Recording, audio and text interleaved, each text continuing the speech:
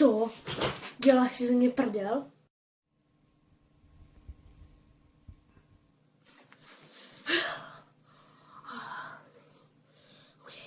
OK. Co udělám? Co budu dělat? Co teď? Učit? Ne, učit se rozhodně nepůjdu. Půjdu si číst? To ne. OK.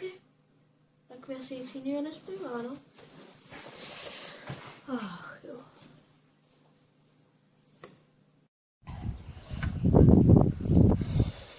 OK.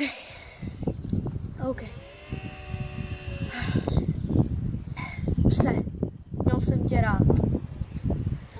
Křečku. Taky jsem tě měl rád. A Stanley. Kocoure. Kterýho už nemám. A skončil si se životem.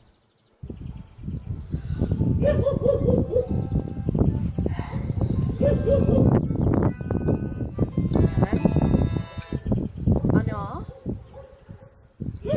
Datonet?